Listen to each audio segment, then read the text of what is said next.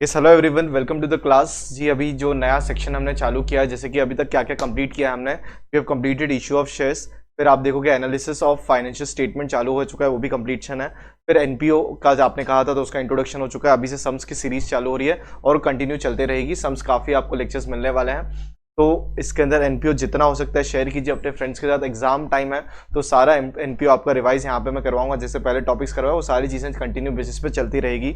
तो जैसे कि आप सब जानते हो, my self Rahul Bhati plus verified educator on one and only one platform, that is Unacademy, India's largest learning platform. तो जैसे कि आप जानते हो मैं दो सब्जेक्ट्स पढ़ाता हूँ, that is mathematics and accounts. फिर यहाँ पे देखिए आप मुझे टेलीग्राम पे ज्वाइन कर लीजिए, ये आपके और मेरे बीच में डायरेक्ट कॉन्टैक्ट पॉइंट होगा। वहाँ पे आप मुझे सारे डाउट्स जो भी है आप मुझे पूछ सकते हो। फिर दूसरा एक और टेलीग्राम चैनल है, that is Unacademy Maharashtra about HSC batches. तो यहाँ पे भी आप ज्वाइन कर लीजिए, यहाँ पे आपको बाकी सारे सब्जेक्ट्स के अपडेट्स मिल जाएंगे। फिर यहाँ पे देखिए बग्स बाउंटी प्रोग्राम है। ये प्रोग्राम असल में है क्या, ये अपॉर्चुनिटी आप सारे लर्नर्स के लिए, जिसके तहत अगर कुछ भी आपको गलत लगता है, कुछ भी इनअप्रोप्रिएट लगता है तो आप हमें बता दीजिएगा, वो सारी चीज़ें हम सॉल्व कर लेंगे। और अगर आप ये पहले बताओगे इसके लिए आपको कुछ प्राइजेस भी दिए जाएंगे, वो भी चीज़ें आप देख सकते हो। तो कुछ भी हो पूछिए हमें, ये सारी लिंक जो है डिस्क्रिप्शन बॉक्स में। चलो तो क्वेश्चन रीड करते हैं। यहाँ पे अभी क्वेश्चन नंबर 15 स्टार्ट करेंगे। सबका ध्यान यहाँ पे होना चाहिए बिकॉज अभी काफी लेवल थोड़े थोड़े बढ़ते रहेंगे सम्स के, तो साथ साथ में करते रहिएगा सॉल्व आराम से। तो अब देखिए यहाँ पे क्वेश्चन ये रहा, following is the receipt and payment account of Krishna junior college Mahabaleshwar for the year ended 31 मार्च 2020। तो 2020 का समय यहाँ पे। तो सबसे पहले जब भी इस तरीके से क्वेश्चंस आ जाए, आपका सबसे पहला काम होता है फाइनेंशियल ईयर देखना कि आप करंट ईयर क्या है, आपको किस ईयर की अकाउंटिंग करनी है, किस साल का आपको यहाँ पे काम करना है। तो 19-20 यहाँ पे हमने इसको ले लिया है। अब यहाँ पे एक बार भाई थोड़ा सा सारा का सारा एक भ्रमण कर लेते हैं, क्वेश्चन में कौन सी चीज क्या दी हुई है और कहाँ पे है। तो to balance brought down cash tuition fee 18, 19, 19, 20। तो यहाँ पे हमें ब्रेकअप दिया हुआ है कौन से टाइम पे कितना पैसा आया हुआ है। ये कुछ अलग नहीं है, ये जस्ट सब्सक्रिप्शन समझ लीजिए। बस यहाँ पे स्कूल है तो कॉलेज है, तो यहाँ पे किसकी बात हो रही है, यहाँ पे फीस की बात हो रही है in terms of tuition fees, that is 1999, 1920। उसके बाद है to fine collected, to interest on bank, to deposit, to admission fee, to donation for prize fund, to government bonds, sorry to government grants. तो ये सारी चीजें यहाँ पे receipt side हमें दी हुई है। उसके बाद यहाँ पे पेमेंट है, that is bank overdraft, by salaries to teachers, salary to office staff, by book purchase on 1/7/2019, by printing and stationery, by office rent, by repairs, by sports expenses, by annual gathering expenses, by furniture purchase on 1/1/2020। फिर आपके पास दिया हुआ है by balance carry down. तो अभी तक हमें यहाँ पे ये व्यतीत होता है कि भाई ओपनिंग बैलेंस दिया हुआ, मतलब सॉरी ओपनिंग बैलेंस शीट दी हुई नहीं है, तो ठीक है। और हमारे पास यहाँ पे कुछ बकायदा बहुत सारे एडजस्टमेंट्स दिए हुए हैं, तो एक एक पढ़ते हैं और एक एक जगह पे जहां जहां पे हमें लगता है वहां पे टिक मार्क करते हैं। So for the current year 1920 tuition fees are outstanding, how much, 10,000 rupees क्या है, ट्यूशन फीस आर आउटस्टैंडिंग। तो I hope this is clear. तो ट्यूशन फी कौन से साल का आउटस्टैंडिंग है आपका, 19-20। तो यहाँ पे आके एक डॉट कर देते हैं 19-20 पे। उसके बाद है आपके पास 50% of admission fee has to be capitalise. तो एडमिशन फी कहाँ पे है, 50% एडमिशन फी, ये रहा। इसको क्या करना है, हमें कैपिटलाइज करना है। तो I hope this is clear. तो ये कैपिटलाइज के मामले में हो जाएगा। उसके बाद आउटस्टैंडिंग सैलरी टू टीचर्स, जो टीचर्स वहां पे काम कर रही है उनको यहाँ पे पगार देना बाकी है, दैट इज सैलरी देनी बाकी है। तो कितना आ जाएगा जरा चेक कीजिए। तो सैलरी के रूप में आ जाएगा हमारे पास फुल स्टॉप, मतलब एक डॉट करना है, सैलरी एक्सपेंस मतलब पेमेंट साइड, ये रहा। तो यहाँ पे क्या करते हैं, बकायदा हमने डॉट कर दिया। आई होप दिस इज क्लियर, आप सबको समझ में आ रहा होगा। अब नेक्स्ट देखते हैं क्या है, depreciate books and furniture, that is how much, 10% and furniture is how much, 15%। तो बुक्स और फर्नीचर पे जरा डॉट कर दीजिए, बुक्स और फर्नीचर। अब मैं आपको एक चीज बताता हूं, अब यहाँ पे देखो काफी इंटरेस्टिंग तरीके से दिया गया है, ये यहाँ पे और ये यहाँ पे एक मतलब कुछ ना कुछ यहाँ पे एक्स्ट्रा चीजें करनी है। अब यहाँ पे ऐसे क्वेश्चंस के अंदर हिंट पकड़ लेना कि ओपनिंग बैलेंस शीट जो होती है वहां से कुछ फिगर आना है, क्योंकि आप खुद लॉजिकली सोचो जरा, ये फंक्शनिंग रोज चलते रहता है, रोज इन द सेंस हर फाइनेंशियल ईयर, जैसे मैं पढ़ा रहा हूं आज तो नेक्स्ट ईयर भी पढ़ाऊंगा, नेक्स्ट ईयर भी पढ़ाऊंगा। समझ में आ रहा है कि नहीं आ रहा मैं क्या कहना चाह रहा हूं। और वीडियो क्वालिटी एनहेंस करेंगे, कुछ नया टेक्नोलॉजी आ जाएगा, नया चीज यूज करेंगे। समझ में आ रहा है कि नहीं आ रहा है। इसका मतलब क्या है, हमारे पास पहले से ही कंप्यूटर्स होंगे, अरे यस और नो। अब और उसको अपग्रेड करना तो और एक कंप्यूटर खरीद लिया, वो कंप्यूटर किसी और स्टाफ को दे दिया यूज करने के लिए। अब लॉजिक समझ रहे हो क्या कहना चाह रहा हूं मैं यहाँ पे? उस पर कुछ थोड़ा कम काम करें क्योंकि चीजें और हैवी होती जाती है। तो जहां पे जब ऐसे बुक्स की बात आ रही है तो क्या कॉलेज के बाद पहले से बुक्स नहीं होगी? वो ऑब्वियसली बात है क्योंकि कंटिन्यू बैलेंस शीट चल रही है ना, मतलब यार ईयर ऑन कॉलेज चल रहा है, ऐसा तो नहीं कि पहली बार चालू हुआ है। क्यों? अदरवाइज हमको ओपनिंग बैलेंस शीट नहीं दी होती। अब आप पूछोगे सर ओपनिंग बैलेंस शीट के बारे में कहां बात किया है? लास्ट में देखो मैंने क्वेश्चन समझते ही मैं समझ गया था, एसेट्स वेयर एज ऑन। तो ये चीजें ध्यान रखना, एक ओपनिंग आएगा, फिर आपका परचेजेस आ जाएगा वहां पे, और फिर डिप्रिसिएशन उसके हिसाब से हो जाएगा। समझ में आया आपको ये सारी चीजें क्या कह रहा हूं मैं? तो ये चीजों पे प्लीज ध्यान दीजिएगा। आई होप दिस इज क्लियर। फिर आपके पास है नेक्स्ट है चीजें, बुक्स था और क्या था, फर्नीचर था। सो फर्नीचर पे भी आके एक डॉट हमने दोनों पे कर दिया, ठीक है। तो उसको हम अच्छी तरीके से देखना है, काफी सारी चीजें, और ऐसा नहीं कि हमने नहीं किया है, हमने ये रिवीजन सीरीज के अंदर पहले भी कर दिया था। तो moving forward, 50% of government grant should be capitalise. तो 50% of government grants to be capitalise, ये रहा 50% of government grants to be capitalise, ये रहा 50% of government grants to be capitalise, ये मैंने यहां पे लिख लिया है। I hope this is clear, आप सबको समझ में आ गया। अब नेक्स्ट हो गया यहां पे। अब नेक्स्ट ये रहा, ये सारी चीजें हो चुकी है, बेसिक एडजस्टमेंट्स है, ज्यादा कुछ नहीं है। फिर आपके पास ये ओपनिंग के लिए कुछ दिया हुआ है, तो ये सारी चीजें हम बनाएंगे अभी थोड़ी देर में। आई होप यहां तक आप सबको समझ में आ गया। किसी को कुछ भी डाउट हो तो प्लीज मुझे बता दीजिएगा। आई होप दिस इज क्लियर। तो चलो स्टार्ट करते हैं। तो सबसे पहले हमें ओपनिंग बैलेंस शीट बनानी पड़ेगी, तो उसकी मैं रूलिंग कर लेता हूं, आप भी कर लीजिए अगर आपने नहीं किया है तो।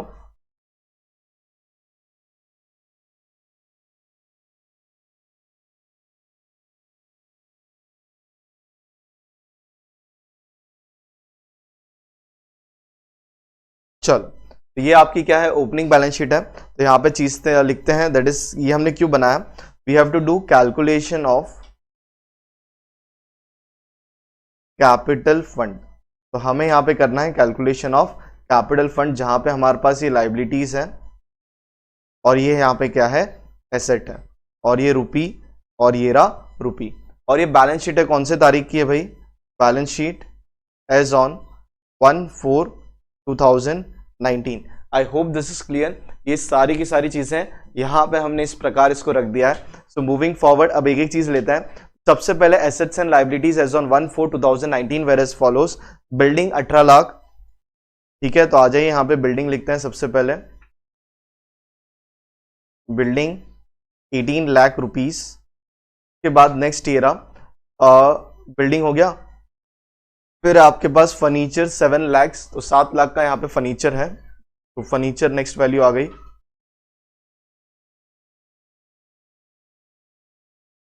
उसके बाद नेक्स्ट है फर्नीचर के साथ क्या होगा जरा देख लो।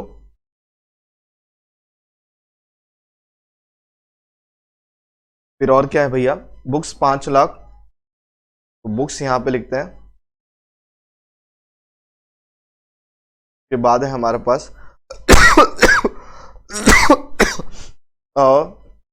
9% bank deposits, 9% bank deposits 3 lakh, 9% bank deposits that is 3 lakhs। अब उसके बाद है ट्यूशन फी रिसीवेबल, ये रिसीवेबल है, मतलब कौन सी बात है, अच्छी बात है, हमें मिलेगा पैसा, तो ये एसेट है, लाइबिलिटी तो हो नहीं सकता। Receivable, receivable it is not payable, तो ये भी यहां पे आ जाएगा tuition fee receivable, tuition fee receivable. तो चलो कितना आएगा, दैट इज 7,000। तो ये यहां पे मैंने लिख दिया ट्यूशन फी रिसीवेबल 7,000। उसके बाद बैंक ओवरड्राफ्ट है, दैट इज 28,500, तो यहां पे आ गया बैंक ओवरड्राफ्ट 28,500। तो इज दिस परफेक्टली फाइन। तो ये सारी की सारी चीजें हमने यहां पे कंप्लीट कर ली है। अब एक चीज हमेशा ध्यान रखना, ये आप लोगों से गलती होगी, मैं बता रहा हूं, यहां पे ध्यान दो सब लोग। क्या गलती होगी आपसे, आप ये ओपनिंग लेना भूल जाओगे, ठीक है। आपको लगेगा कि भाई हमने सारा का सारा वहां से उठा के डाल दिया, वो पुरानी यहाँ पे गड़बड़ यही होनी है। और एक भी गड़बड़ आपकी हुई आपका सम टैली नहीं होगा, और प्लस आप एग्जाम एनवायरनमेंट में बैठे रहोगे, आपने साल भर प्रैक्टिस नहीं किया या आप लास्ट के 2 महीने में पढ़ाई कर रहे हो, तो आप एक चीज दिमाग में ध्यान रखना, अगर आपने सही तरीके से पढ़ाई नहीं की, कॉन्सेप्ट्स नहीं पढ़े और वो प्रैक्टिस नहीं किया लिख के, आपका सम टैली होने वाला नहीं है। वो 1-2% इलाइट क्राउड होता है जो कर लेता है, जो 1-2 महीने के अंदर मैं बात कर रहा हूँ, वो अलग कैटेगरी के लोग होते हैं, उनको भाई देखो भी मत। समझ में आ गया कि वो 2 महीने में कर लेंगे, अब वो अलग ही तरीके से चालू है लोगों का। तो आप अपनी फोकस कीजिए, आप अपने स्ट्रेंथ पे खेलिए। भाई मुझे लगता है कि जब तक मैं 5 सम सॉल्व नहीं करूंगा मुझे कॉन्फिडेंस नहीं आएगा, तो आपको 5 सम सॉल्व करने ही पड़ेंगे, क्योंकि करते करते ऐसी ऐसी चीजें गलतियां आएंगी, वो आपको एग्जाम एनवायरनमेंट में अरे ये गलत होता है उसको सही कैसे करें, ये आपने रियल एनवायरनमेंट में किया ही नहीं है, खुद प्रैक्टिस किया ही नहीं आप लोगों ने, तो कहां से आपको लगता है ये इधर डाल देंगे उधर डाल देंगे हो गया। सॉरी, ये नहीं होता है। तो ये रियलिटी से आप थोड़ा सा दूर हो जाना, कि अगर आप सोचते हो कि ऐसी रियलिटी है, जी नहीं, वो धोखा है। ठीक है, आंखों का धोखा कहो, जिसका धोखा कहना है जरूर है वो धोखा है, तो बादल हटा दो आपके आंखों के सामने से, प्रैक्टिस करना पड़ेगा भैया। तो अब जरा देखिए ये चीजें आ गई, कितना 23,500, 23,500 ये कैश का बैलेंस है, that is cash in hand, cash in hand that is 23,000, कितना है यहाँ पे 23,500, तो ये यहाँ पे मैंने लिख दिया 23,500। I hope all this things are clear. तो अब हमें यहाँ पे बैलेंस करना है और क्या ढूंढना है, यहाँ पे कैपिटल फंड ढूंढना है, जो कि कितना आता है जरा चेक कर लीजिए। इसको आप ऐड करोगे तो आपको मिल जाएगा 33,30,500, यहाँ पे भी मिल जाएगा 33,30,500। चल हो गया ये। अब इसको माइनस करो 28,500 से, तो कितना आ जाएगा आपको 33,02,000। तो ये आपको जो बैलेंसिंग फिगर मिला है ना, ये आपका है कैपिटल फंड। ये क्या है आपका कैपिटल फंड, इसी को तो ढूंढना था। ये चीज नहीं होगी आपका सम कभी भी टैली होने वाला नहीं है। अब एक और चीज ध्यान दो, अब ये जो भी बैलेंस शीट है ना, बैलेंस शीट का मकसद क्या होता है, मतलब ये आपका पिछले फाइनेंशियल स्टेटमेंट जो आपने बनाया था उसका ये एक स्टैंड अलोन स्टेटमेंट है जो आपको पोजीशंस बताता है, और यही कैरी फॉरवर्ड होगा ना आगे। मतलब 18 लाख की बिल्डिंग है तो 18 लाख आगे भी तो है, अलेसेंडी उसको बेच दिया गया, तोड़ दिया गया है फर्नीचर, तो 7 लाख आगे भी तो आएगा, अगर बेचा नहीं गया है तो, या और खरीदा है तो 7 लाख में ऐड होगा। लॉजिक समझ रहे हो? तो ये पूरा का पूरा चीज कैरी फॉरवर्ड होना ही होना है, अनलेस एंड अनटिल उसके अंदर कुछ भी चेंजेस हो। समझ में आ गया? जैसे कैश में चेंज होना ऑब्वियस बात, दैट इज लिक्विड, ज्यादा चेंजेस कैश में दिखेंगे। बैंक डिपॉजिट कुछ भी नहीं किया तो 3 लाख तो पड़ा ही है ना वैसा का वैसा, तो वो चीजें आप भूल जाओगे, याद रखना, ये चीजें ध्यान से करना है। अब जरा आगे बढ़ते हैं, पहले एक एक एडजस्टमेंट से लेते हैं। For the current year 1920 tuition fees are outstanding rupees how much 10,000। सबसे पहले हमारे पास क्या है जरा चेक करो, ट्यूशन फी। तो ट्यूशन फी को जरा इनकम है, तो ट्यूशन फी हमें बाइफर्केशन दिया हुआ है। क्या बाइफर्केशन है? चलो तो यहाँ पे देखो ट्यूशन फी कितना है, 19-20 का यहाँ पे ट्यूशन फी है, सीधा सीधा 70,000 रुपए। तो यहाँ पे हम इनकम साइड पहुंचते हैं,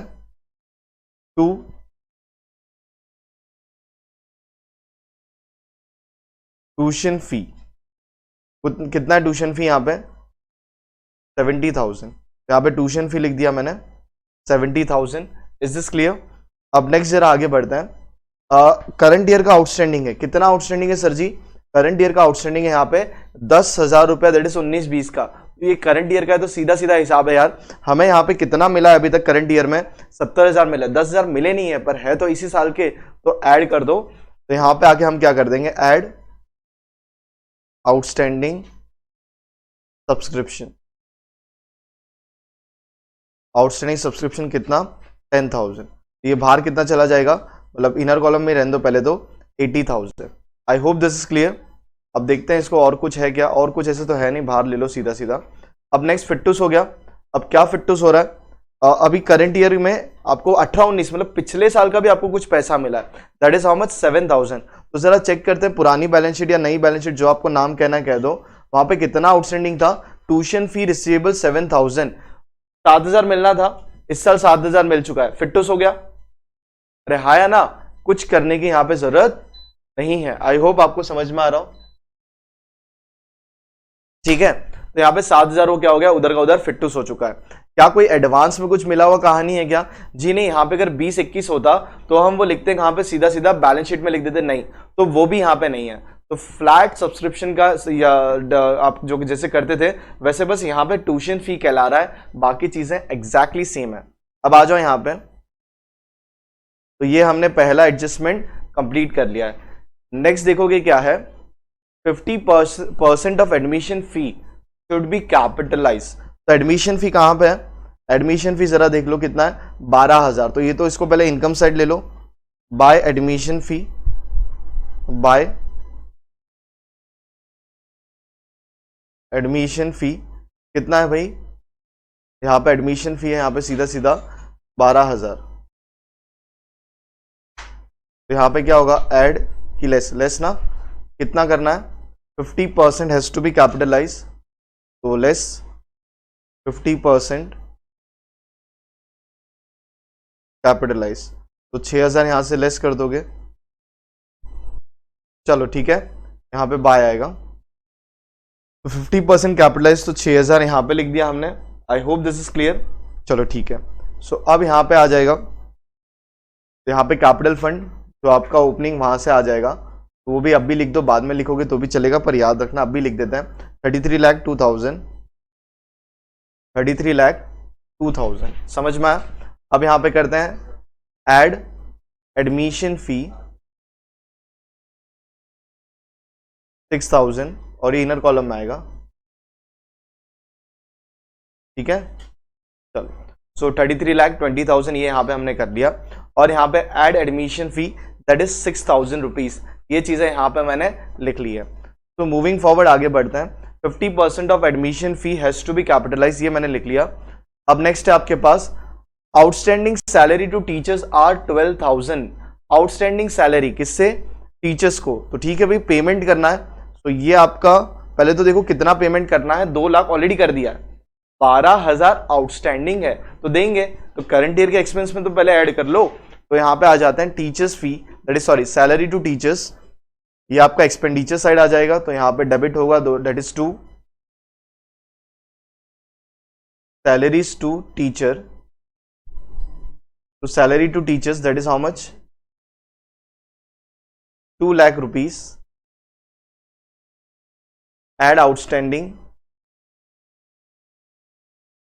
एड आउटस्टैंडिंग पहले 12 लाख यहां पे, एड आउटस्टैंडिंग सैलरी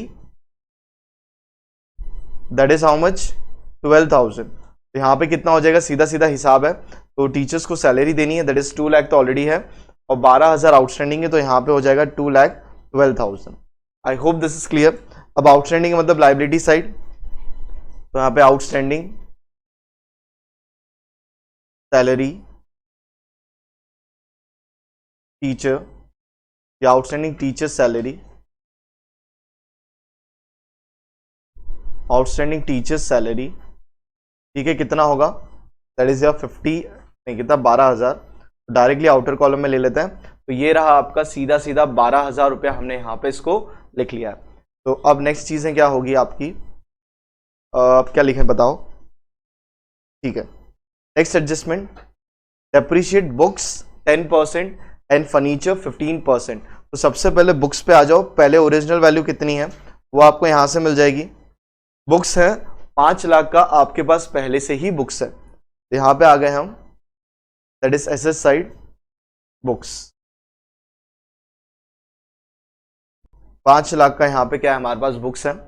अब ऐड क्या कुछ और परचेजेस है क्या, तो पहले चेक करो, तो बुक्स परचेज ऑन 1/7/2019, तो एडिशनल बुक परचेज किया हुआ है 60,000 का, तो ठीक है भाई पहले तो ऐड कर लो, यहां पे ऐड परचेजेस 60,000, तो टोटल आपके पास वैल्यू हो चुकी है 5,60,000। अब सिंपल सा सब कितना परसेंटेज डेप्रिसिएशन का है आपको, डेप्रिसिएशन बुक्स कितना है 10%, तो डेप्रिसिएशन ऑफ बुक्स कितना है यहाँ पे 10%। तो आ जाओ यहाँ पे सबसे पहले वर्किंग करेंगे हम, तो working note number 1, calculation of depreciation on, क्या है भाई, calculation of depreciation on machinery नहीं बुक्स, तो बुक्स कितना था आपके पास, टोटल 5,60,000 के बुक्स है, और ये भी प्रेजेंटेशन आपके ऊपर है, कैसे करते हो, तो ऐसे भी करोगे तो भी चलेगा। टोटल वैल्यू जिसके अंदर 2 पार्ट में बाइफर्गेशन, दैट इज ओपनिंग, वो है आपका 5 लाख। फिर आपका न्यू परचेज, फिर आपका न्यू परचेज का डेट क्या है यहाँ पे, 1/7 है कि 10 है, 1/7 है, 1/7/2019। तो ठीक है भाई, इसके ऊपर पूरा 12 मंथ्स का डिप्रिसिएशन और इसके ऊपर पूरा 9 मंथ्स का डिप्रिसिएशन। तो आई होप आपको समझ में आ रहा है। अब 50,000 पे आपको 10% निकालना, तो ये तो 50,000 फिक्स हो गया आपका। अब दूसरा है बचे 60,000। 60,000 पे आपको 12% ही, सॉरी 10% ही कैलकुलेट करना है, तो वो होता है 6,000, लेकिन वो 9 मंथ्स के लिए। तो मल्टीप्लाई बाय 9 डिवाइड बाय 12 कर दोगे तो आपको 4,500 मिल जाएगा। तो टोटल कितना हो गया, 54,500। ये क्या है आपका डेप्रिसिएशन है, क्या है यहाँ पे, ये 54,500। ये यहाँ पे ये रहा आपका सीधा सीधा डेप्रिसिएशन। तो अब यहाँ पे आ जाते हैं हम।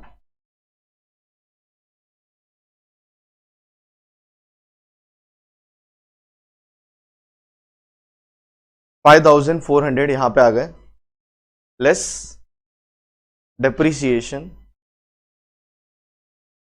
5,400।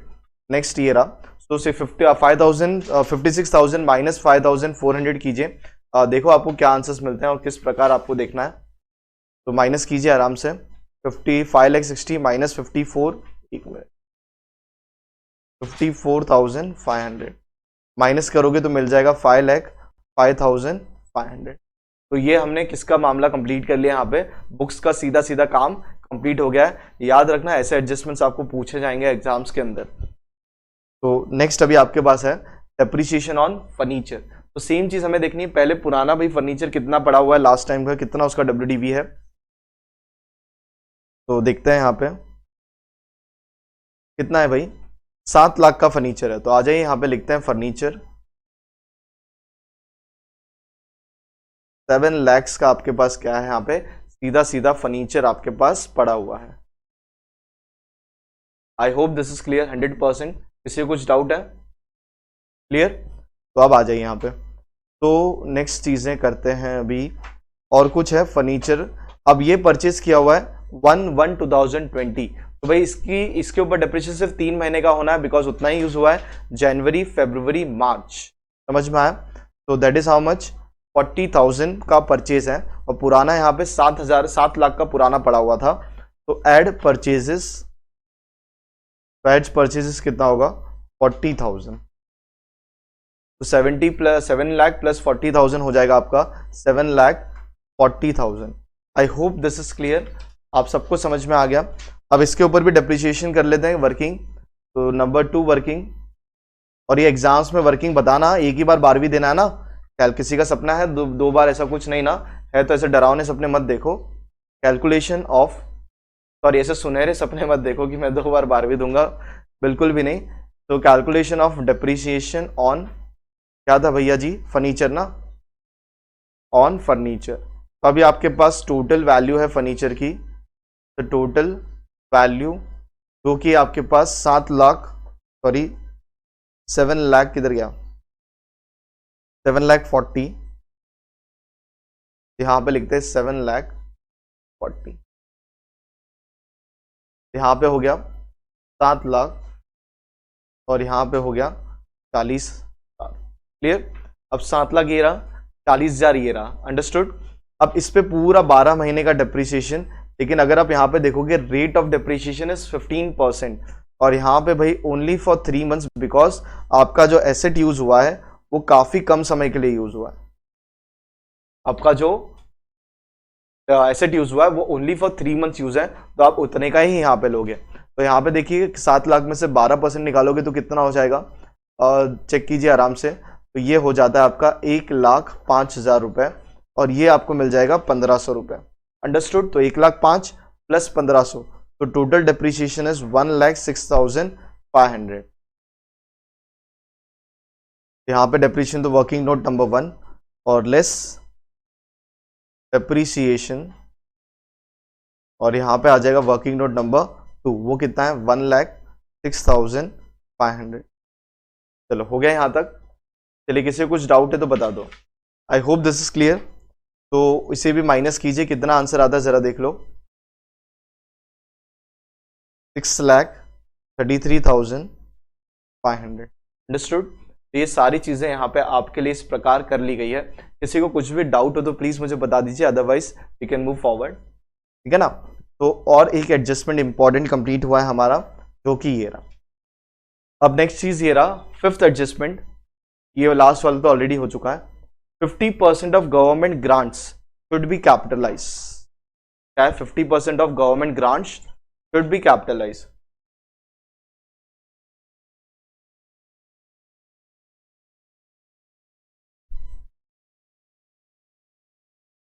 कितना ग्रांट्स है भाई? 1,73,000 यहाँ पे क्या मिला हुआ है? ग्रांट्स मिला हुआ है 1,73,000 गवर्नमेंट ने ग्रांट्स दिया हुआ है। तो ठीक है, तो सबसे पहले रिसीट साइड, सॉरी इनकम है हमारी, तो यहाँ पे लिखते हैं बाय, क्या लिखेंगे बताइए?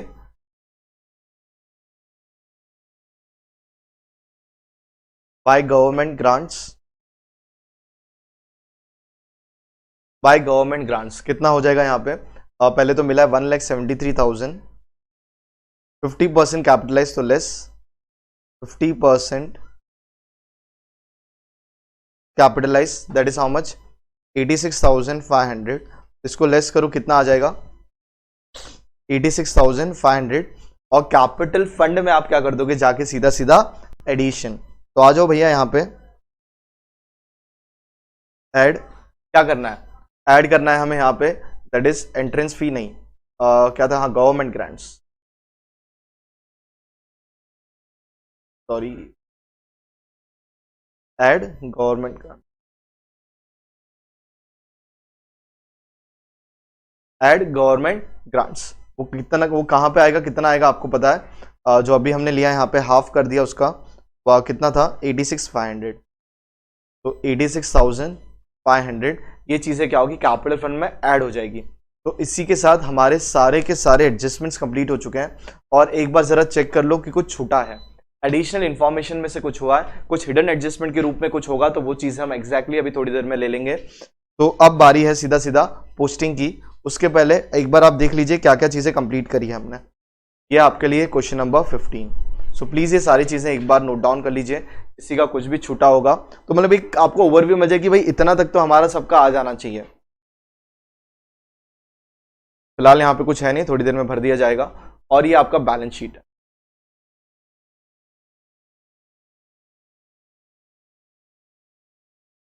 चलो, फिर ये रहा आपका calculation of capital fund balance sheet as on 1/4/2019। ये मैंने यहां पे लिख दिया है। ये रहा आपका 2 वर्किंग। ठीक है, चलो तो आगे बढ़े। नेक्स्ट ये रहा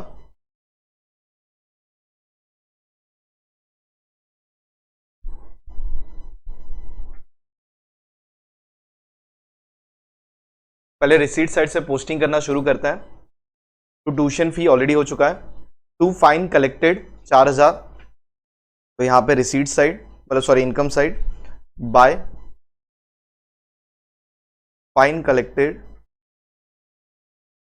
बाय फाइन कलेक्टेड कितना है अभी चेक कर लो, 25,500, 25,500। नेक्स्ट आपके पास क्या है? Interest on bank, that is how much? 4,000, 4,000 रुपये यहाँ पे आपको बकायदा इंटरेस्ट मिल रहा है बैंक पे। तो ठीक है, तो यहाँ पे इंटरेस्ट ऑन बैंक कितना है आपके पास? 4,000। तो ये क्या है? आपकी इनकम है, आया ना?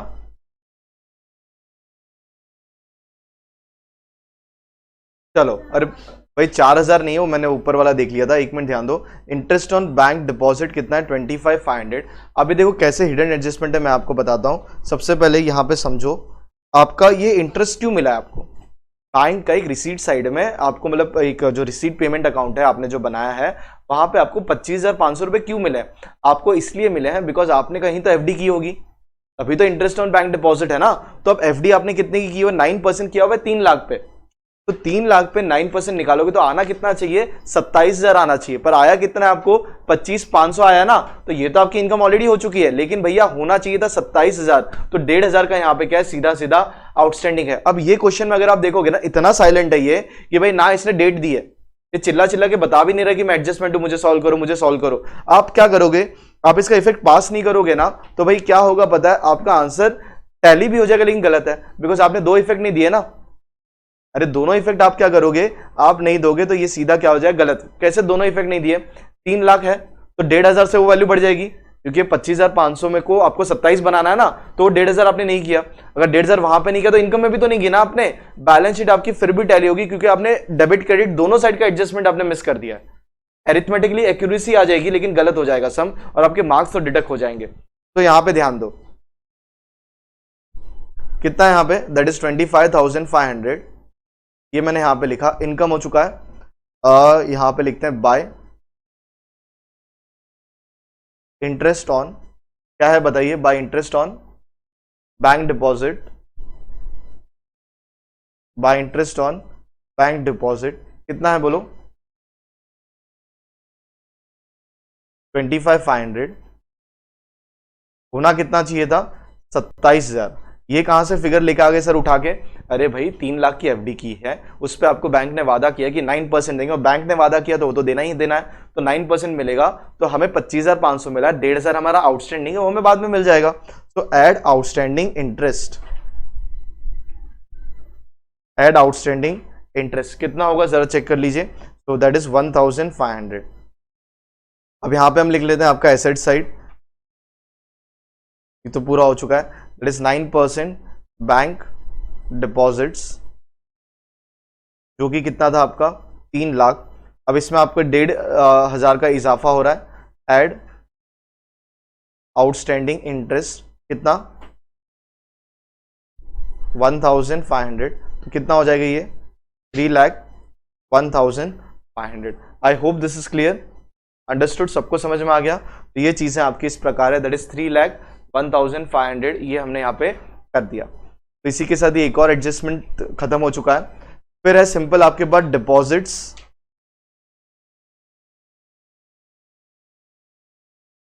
ठीक है। तो ये भाई इंटरेस्ट ऑन बैंक डिपॉजिट है, ये कंप्लीट हो चुका है। एडमिशन फी हमारा कंप्लीट हो चुका है। अब उसके बाद है डोनेशन फॉर प्राइज फंड। अभी सुनना जरा, अगर ये सिर्फ डोनेशन होता ना तो मैं इसको रेवेन्यू इनकम ट्रीट करके कहां पे लिख देता, इनकम साइड में लिख देता, पर इस स्पेसिफिक है, ये जो डोनेशन मिला ये प्राइस देना। जैसे कि फॉर एग्जांपल होता है ना कि जो बच्चे लोग 90 प्लस लाएंगे उनको इतना कैश प्राइस, जो बच्चे 80 प्लस लाएंगे इतना कैश प्राइस, और जिन्होंने भी 10th दिया हुआ है या 12th दिया हुआ है उनको consolation price.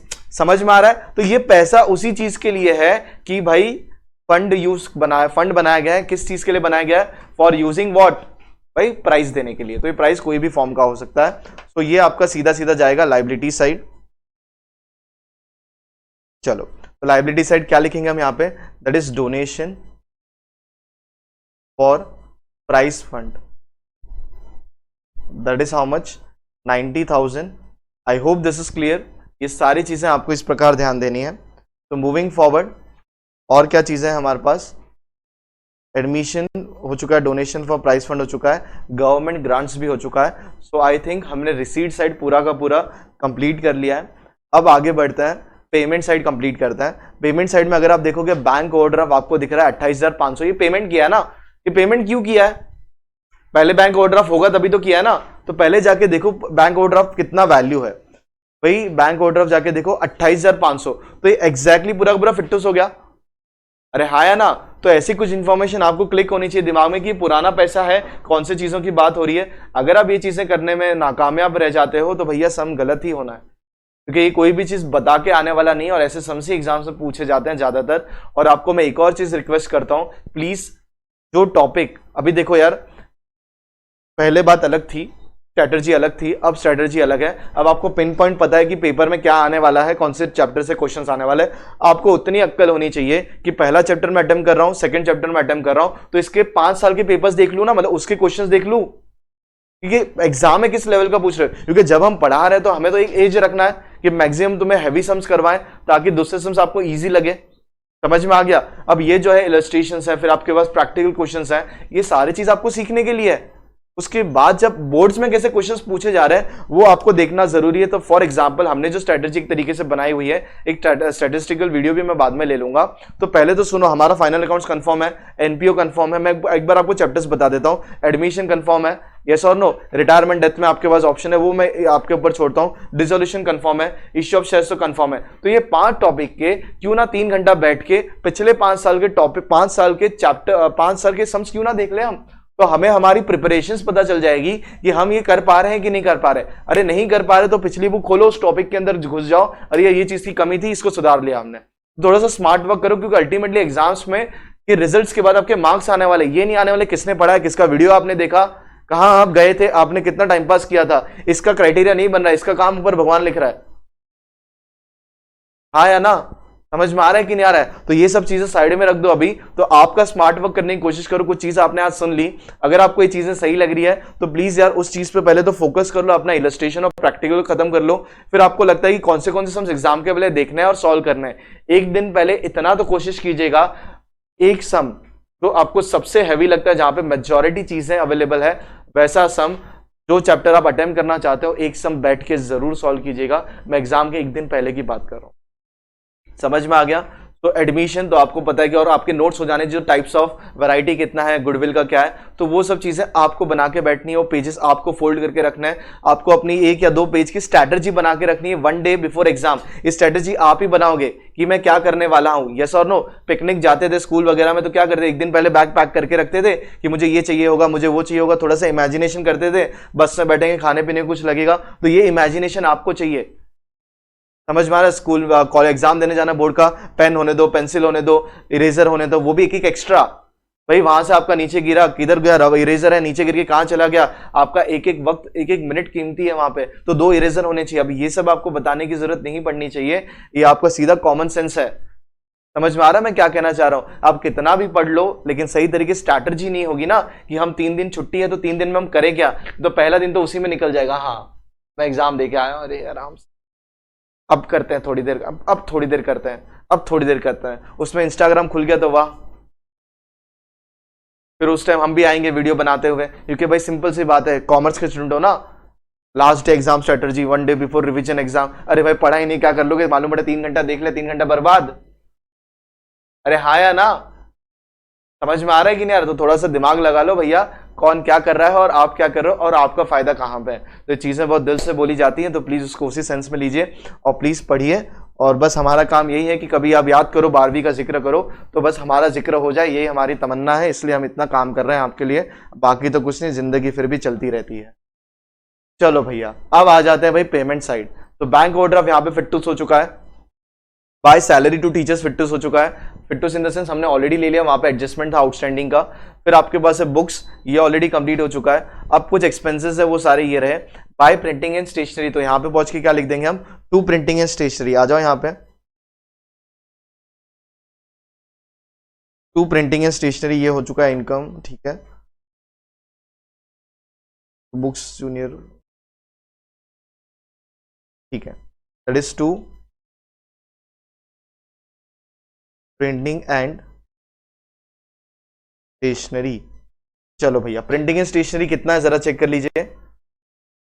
Printing and stationery, printing and stationery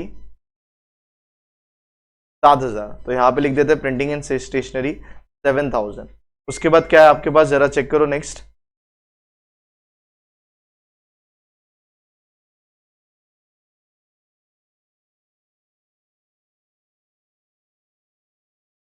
चलो भैया तो ये चीजें हो चुकी है। अब नेक्स्ट क्या करना है अभी हमें, printing and stationery 7000। By office rent, तो यहां पे आ जाएगा to office rent 6000, to office rent that is 6000। के बाद नेक्स्ट ये रहा बाय रिपेयर्स, तो यहां पे टू रिपेयर्स 3000।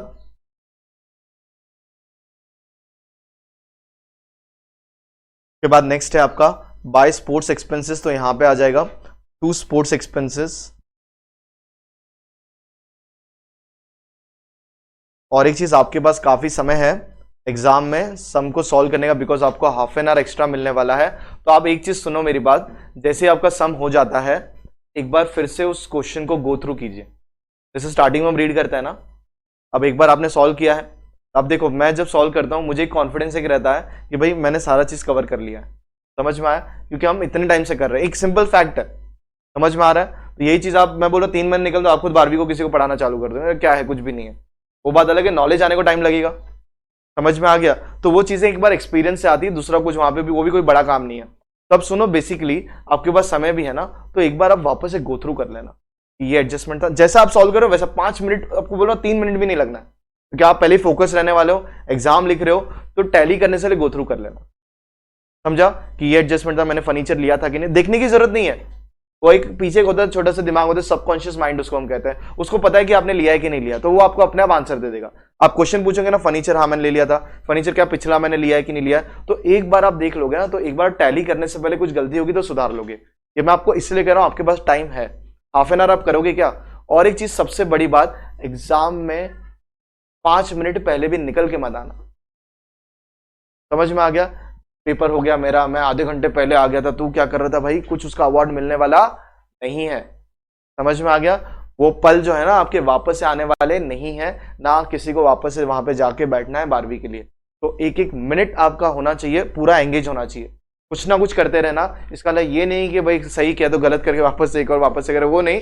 तो आप उसमें देखते रहो कि भैया क्या हो गया, क्या गलती हो गई, क्योंकि पूरा का पूरा ये पेपर, अकाउंट्स पेपर ऐसा है, आप 100 में से 100 ला सकते हो। पहले तो सपना देखोगे तो जाके काम होगा, और जो रियली जो प्रैक्टिस करने वाले हैं वो लेके भी आ जाएंगे। और आप अगर 100 का सपना लेके जाते हो तो 90 की तो आराम से क्रॉस कर लोगे। तो ये आराम से, इन से भाई मेहनत उसके पीछे भी है, वो आप ही की मेहनत होनी है। समझ में आ गया? ये चीजें ध्यान रख लो, बाकी आपकी मर्जी है। चलो, तो बाय स्पोर्ट्स एक्सपेंस ऑलरेडी हुआ है। बाय एनुअल गैदरिंग एक्सपेंस है कितना, 12,000। तो यहां पे आ जाता है टू एनुअल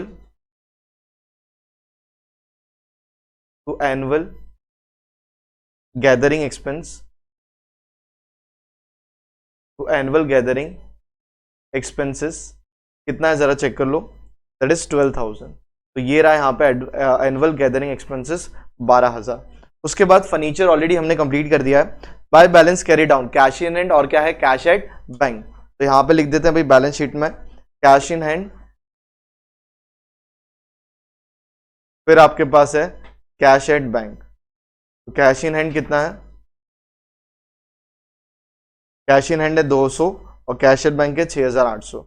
ये हो गया 200, 6,800, टोटल बाहर चला जाएगा 7,000। तो आप सब पेंसिल डूडल निकालिए, समझदार हो, फिर हम इसको टैली कर देंगे और ये चीजें अपने एंड पे कंप्लीट कर लीजिए। ठीक है, चलिए एक बार सम पे नजर कर लेते हैं। तो यहाँ पे सैलरी टू टीचर्स हो चुका है, नीचे देखो एक और है सैलरी टू ऑफिस स्टाफ, तो ये एक्सपेंस है। तो यहाँ पे आ जाता है that is to salary to office staff, that is how much, 40,000।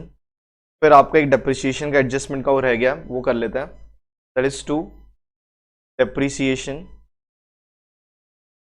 कितने चीज पे डेप्रिसिएशन था, 2 चीज पे था, एक बुक्स पे था और फर्नीचर पे था आई गेस। बुक्स पे कितना था, 54,500। तो यहाँ पे लिखेंगे 54,500। और फर्नीचर पे कितना था आपका, 1,06,500, 1,06,500। हार हो जाएगा 1,61,000। चलो समझ में आ गया। अब ये सारी चीजें हो चुकी है। जब भी पुरानी बैलेंस शीट हो ना, प्लीज उसे एक बार गौर कर लेने का। कैपिटल फंड ऑलरेडी हमने ले लिया, बैंक ओवरड्राफ्ट 28,500 फिटनेस हो गया, तो वापस से कुछ लेने की जरूरत नहीं है। बिल्डिंग हो चुका था, नहीं सॉरी, फर्नीचर एंड बुक्स हो चुका है, बिल्डिंग नहीं हुआ, तो बिल्डिंग ले लीजिए 18 लाख। यहाँ पे बिल्डिंग ले लीजिए, बिल्डिंग ये रहा आपका 18 लाख। क्लियर। अब एक और चीज, आउटस्टैंडिंग टीचर सैलरी कहाँ पे है, सैलरी टू स्टाफ कितना है, और एक चीज ट्यूशन फी आउटस्टैंडिंग है ना, वो चीज हमने लिखी नहीं है। तो यहाँ पे outstanding tuition fee, that is how much, 10,000। अब और क्या है अपने पास, ट्यूशन फी रिसीवेबल से मुझे पता चल गया कि एक वो चीज थी।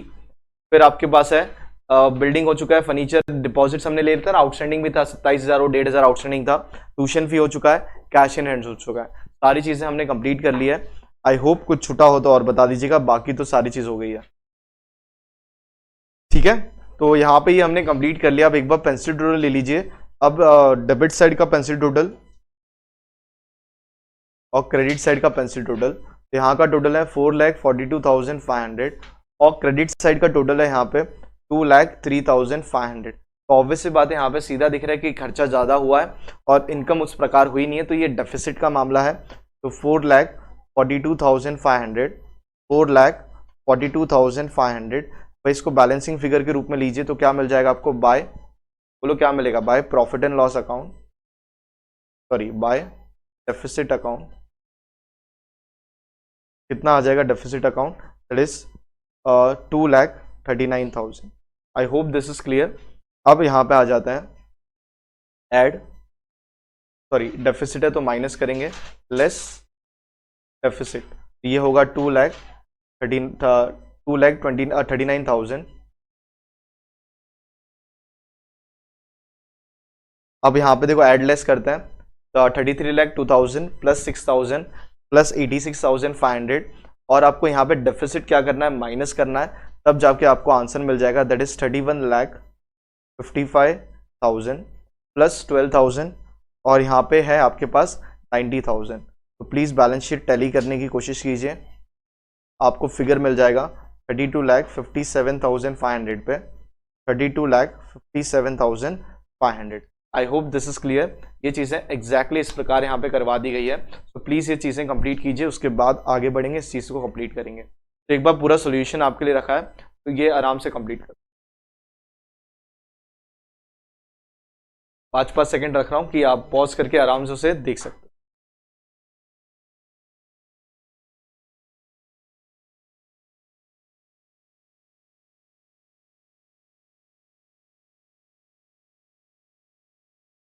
तो अगर आप चाहते हो मुझसे जुड़ के पढ़ना अनअकैडमी पे, तो इट्स वेरी सिंपल, आपको बस एक सिंपल सा काम करना है, आपको एक कोड यूज़ करना है भाटी 10, और ऐप डाउनलोड कर लीजिए आप, ऑटोमेटिकली वहाँ पे आपके लिए फ्री एक्सेस अवेलेबल हो जाएगा सारी स्पेशल क्लासेस का। और साथ ही साथ अगर आप चाहते हो मुझसे प्लस से जुड़ के, प्लस सब्सक्रिप्शन के द्वारा पढ़ना, तो ये कोड यूज़ कीजिएगा भाटी 10, आपको 10% डिस्काउंट भी मिलेगा।